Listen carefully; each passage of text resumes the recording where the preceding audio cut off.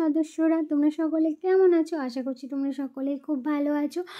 আর যারা যারা প্রথমবার আমার ভিডিও দেখছো তারা প্লিজ আমার চ্যানেলটা সাবস্ক্রাইব করে দিও, আমার পাশে থেকো। তো যাই হোক, বেশি কথা বলা হয়ে যাচ্ছে। তো দেখো আমি এখানে কি করছি, আমি এখানে জামা কাপড় ধুয়ে ছাদে মেলতে এসেছি। তো কারণ রবিবার ছিল, যেহেতু ছেলের স্কুল ড্রেস কোট এগুলো ধুতে হতো, তো ওর জিনিসগুলো ধোয়ার জন্য আমি ভাবলাম যে ওর জিনিসগুলো যখন ধুচ্ছি তাহলে চলো আমার কয়েকটা নিত্য পরা শাড়ি ধোয়া যাক। আমি অ্যাকচুয়ালি ঘরে শাড়ি পরি না, বেশিরভাগ সময়টাই নাইটি পরে থাকি। তবুও ঘর থেকে বেরোনোর হলে তখন শাড়ি তো পরি। রুমের ভেতর থাকলে, ঘরের ভেতর থাকলে নাইটি পরে থাকি, নাহলে রাস্তায় বেরোলে তখন শাড়ি পরতে হয়। তো ওই শাড়িগুলো নিত্য পরা শাড়ি। তো ভাবলাম যখন জিনিস ধোয়ারই আছে তো চলো আমার শাড়িগুলো ধুয়ে নিই। আর দেখো ছাদে কত পাতা পড়েছে।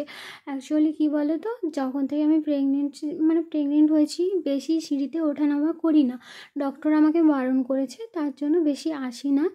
তো তাই ছাদটাও ঝাঁটানো হয়নি, দেখতেই পাচ্ছ পুরো পাতা পড়ে আছে। আর এদিকে দেখো আমার শ্বশুরমশাই, আমি ওখানে শাড়ি মিলতে গেছিলাম, আর এপাশে আমার শ্বশুরমশাই রান্না করছে। আমি ভাত রান্না করে ফেলেছিলাম, তরকারিটা বাবা করছে উনুনে, আমি গ্যাসে ভাতটা করে ফেলেছি। তারপরে জল ভরে নিলাম, তারপরে ছেলে গিয়েছিল খেলতে, ওকে ডেকে নিলাম, ডেকে খাওয়া দাওয়া করে ওকে খাইয়ে দিয়ে স্নান করিয়ে খাইয়ে ঘুম করিয়ে দিয়েছিলাম। তারপরে ঘুম থেকে উঠে আবার বিকেল 3টের দিকে আমরা ঘুম থেকে উঠে পড়ি। ঘুম থেকে উঠে একটু যে কোনো ফল খেয়ে নিই। তো গাছের পাকা পেঁপে ছিল, আমাদের গাছের পেঁপে, তো ওটাই পেকে গেছিলো, যেহেতু পাড়া হয়ে রাখা ছিল পেকে গেছিলো। আর না, পেঁপেটা এত মিষ্টি, খুব সুন্দর, মানে গাছের পেঁপে তো সারবিহীন, বুঝতেই পারছো, সেরকম সার টার দেওয়া হয় না, তো খুব ভালো মিষ্টি। আমাদের গাছের পেঁপে এমনিতেই মিষ্টি হয়। তো পেঁপেটা এত বড় ছিল, কেটেছিলাম, আমি খেয়েছি, আমার ছেলে খেয়েছে, দুজনে মিলে খেয়েছি, আবার বাবার জন্য রেখে দিয়েছিলাম। বাবা যেহেতু বাড়িতে ছিল না, আমার শ্বশুরমশাই টোটো চালায়, তাই টোটো নিয়ে চলে গেছিলো, তো তার জন্য রেখে দিয়েছিলাম। তারপরে দেখো খাওয়া দাওয়া করে আবার ছাদে চলে আসলাম, এসে জামা কাপড়গুলো গোছাতে হতো, তার জন্য। তো আমাদের এখানে গোড়াতে আমি ওরকম বলে ফেলি, কেউ কিছু খারাপ ভেবো না, আমাদের ভাষায় কথা বলে ফেললাম। তো যাই হোক, আমাদের এখানে ওগুলো গোছানোর জন্য গিয়েছিলাম ছাদে। আর পাপান দেখতেই পাচ্ছ কীরকমভাবে দুষ্টুমি করছে, ও শাড়ির ভেতর লুকিয়ে গিয়ে বলছে আমাকে খোঁজো। যাই হোক, তো আমি যে কাজের জন্য এসেছি সেগুলো তো আমাকে করতে হবে। তো চলো আমি জামা কাপড়গুলো তুলে নিলাম, তারপরে তোমাদের সাথে একটু আমার পাপান দুষ্টুমি করে নিল, দেখতেই পাচ্ছ কেমন করছে দেখো।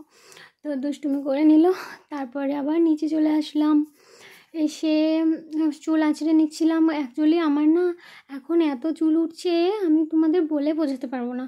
আমার পাপান হওয়ার সময় না আমার এত চুল ওঠে না, মানে এত চুল ওঠেই নি, প্রচণ্ড চুল উঠছে। যখনই চিরুনি করছি তখনই চিরুনি ভর্তি ভর্তি চুল উঠছে, এরকমভাবে চুল উঠছে। আমি মাঝে মাঝে ভাবি আমি মনে হয় ন্যাড়াই হয়ে যাব। আমি পাপান সোনাকে একদিন বলছি কি জানিস, তোর ভাই বোন যে আসছে সে মনে হয় আমায় ন্যাড়াই করে দেবে, আমার সব চুলগুলো নিয়ে নেবে। অ্যাকচুয়ালি সত্যি প্রচণ্ড পরিমাণে চুল উঠছে, আমি ভাবতে পারছি না যে এমন পরিমাণে চুল উঠছে, তোমরা দেখলে বুঝতে পারবে, চিরুনি পুরো ভর্তি হয়ে যায় চুলে। আমি চুল জমিয়ে জমিয়ে রেখেছি, আগে চুল বিক্রি করেছি জানো, তারপরে এগুলো আবার প্রেগনেন্সির সময় থেকে জমিয়েছি। দেখো এরই মধ্যে কত চুল হয়ে গেছে দেখতে পাচ্ছ, প্রচণ্ড চুল উঠছে। তো যাই হোক, তারপরে একটু বেরিয়ে পড়ছিলাম, কারণ আমি দুধ আনতে যাব, আমাদের বাড়ির কাছেই একজন জেঠিমার বাড়িতে দুধ আনতে যাই, গায়ে দুধ তো আনার জন্য। তো যাব বলে বেরিয়ে পড়ছিলাম, শাড়ি টাড়ি ঠিক করে নিয়ে বেরিয়ে পড়েছি। তো যাই হোক, পাপান দেখো আমার থেকে বোতলটা নিয়ে ও আগে আগে চলে যাচ্ছে, কারণ আমি যেহেতু জোরে হাঁটতে পারি না, আমি আস্তে আস্তে হেঁটে যাই, তার জন্য ও আগে চলে যাচ্ছে নিয়ে। তো এই ভিডিওটা এখান পর্যন্ত, ভালো লাগলে লাইক কমেন্ট শেয়ার করো।